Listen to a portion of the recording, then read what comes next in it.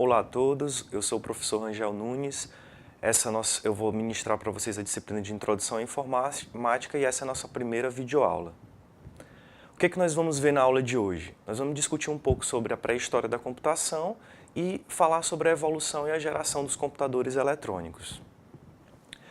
Falar sobre a pré-história da computação é a gente discutir um pouco sobre as tecnologias e os dispositivos que foram criados até chegarmos aos computadores mais modernos. Bem, as primeiras máquinas capazes de efetuar cálculos numéricos surgiram devido à necessidade humana de encontrar uma ferramenta que auxiliasse os homens a efetuarem seus cálculos de uma maneira mais rápida e eficiente. Essa história começou na Babilônia, por volta de 2400 a.C., quando surgiu o ábaco, um dispositivo responsável por realizar as operações matemáticas simples. Já no século XVII, mais precisamente em 1614, foram criados os bastões de Napier para auxiliar as operações de multiplicação. O matemático John Napier usou para isso 9 bastões de marfim, um para representar cada dígito, para demonstrar as operações de divisão através de subtração e a multiplicação através de adições. Já em 1622, o matemático inglês William Oughtred desenvolveu uma primeira regra de cálculo baseada nos logaritmos de Napier. Já em 1624, William Shepard construiu uma máquina para calcular a multiplicação de grandes números e ela ficou muito famosa e conhecida como a máquina de Shepard. Ela é representada na imagem ao lado. Já em 1642, o francês Blaise Pascal inventou a primeira máquina calculadora mecânica do mundo, que fazia as operações de somas e subtrações. Em 63, Leibniz, filósofo e matemático alemão, inventou a Pascalina. Era uma máquina capaz de, por sua vez, efetuar as 4 operações básicas. Ela ficou conhecida como máquina de Leibniz e é representada na imagem abaixo. Já no século XIX, em 1801, o francês Joseph-Marie Jacquard utilizou cartões perfurados para automatizar seus teares. Essa foi considerada a primeira forma de armazenar programas da história. Em 1833, o matemático britânico Charles Babbage projetou uma máquina analítica com cartões perfurados. E essa máquina ela acabou sendo considerada como o primeiro modelo teórico para um computador. Em 1842, Ada Augusta Byron escreveu o primeiro programa para a máquina de Babbage. E por isso ela ficou conhecida como a primeira programadora da história.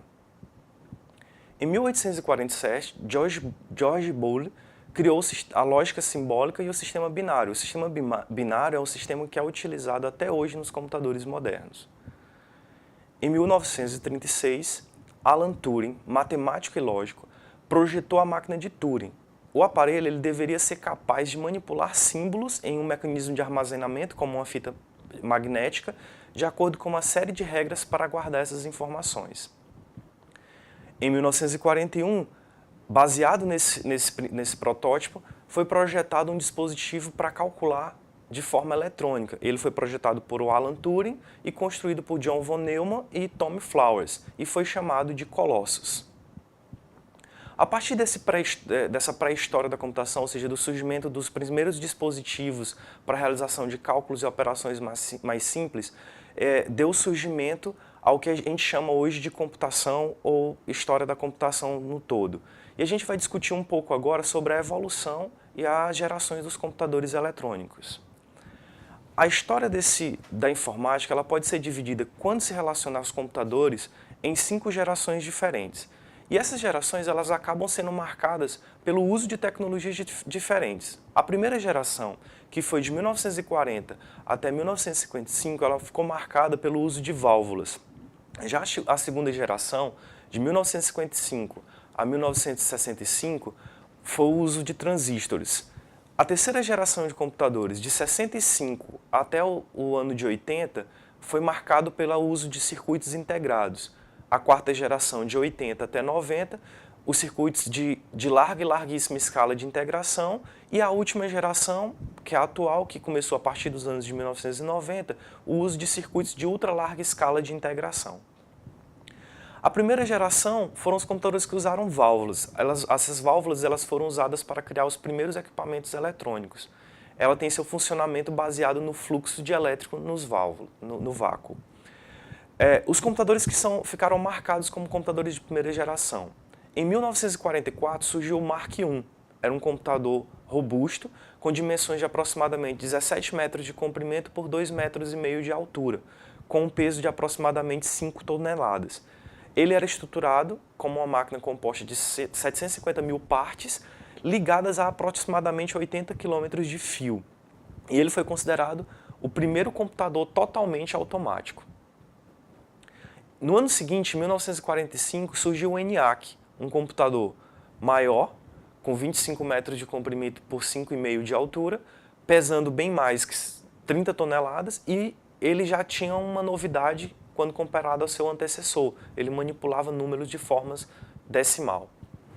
O EDVAC, no ano posterior, sucedeu o ENIAC, sendo que ele tinha cerca de 100 vezes mais memória do que o seu antecessor, e passou-se a utilizar códigos binários, o mesmo sistema que é utilizado nos computadores modernos.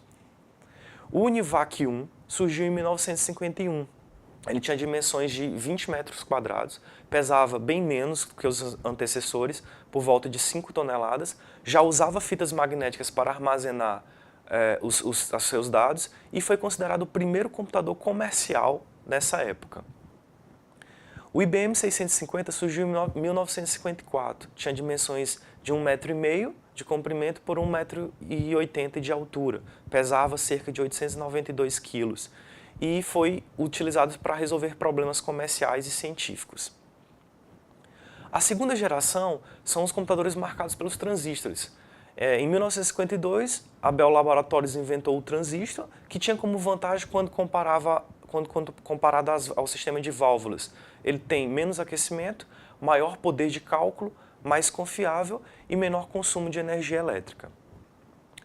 Os computadores da segunda geração, eles tiveram uma mudança radical. Eles passaram a operar, ao invés de segundos, para trabalhar na casa de microsegundos. O TRADIC foi considerado o primeiro computador 100% transistorizado. As aplicações eram utilizadas em aplicações estratégicas do governo, grandes empresas e universidades. Um computador de destaque também foi o IBM 7094, um computador totalmente transistorizado. A terceira geração de computadores passou a revolucionar o mundo tecnológico nessa área. Eles começaram a utilizar o sistema de circuitos integrados. Esses circuitos integrados foram criados na década de 1950. Ele é formado por uma variação de componentes eletrônicos miniaturizados, interconectados e montados sobre um único chip. E esses poderiam armazenar milhões de números. Surgiram, então, conceitos que são válidos até hoje, como o conceito de memória virtual. Nessa mesma época, tiveram muitos destaques na indústria da computação. Em 1970, a Intel lançou um tipo novo de circuito integrado, considerado como microprocessador. A partir daí surgiram os primeiros microcomputadores. Em 75, Paul Allen e Bill Gates criaram a Microsoft e o seu primeiro software para microcomputador. Já em 1976, a Apple foi lançada por Steve Wozniak e Steve Jobs. Dentre os computadores de destaque da terceira geração, a gente tem o IBM PC, o Osborne One, o console de videogame Atari 2600 e o Apple I. Nessa época, surgiu também um computador transistorizado chamado Altair. O Altair foi o primeiro microprocessador a receber um programa da Microsoft. A quarta geração é formada pelos circuitos LSI e VLSI, circuitos de larga escala de integração que passam a ter cerca de 1000 transistores por chip e o circuito de larguíssima escala de integração que chegam a ter 100 mil transistores por chip. Também foi uma grande revolução nessa parte, nesses anos. Em 1982 nasceu o processador 286, 4 anos depois surgiu o 386 e o sistema operacional Microsoft Windows, que é utilizado até os dias atuais.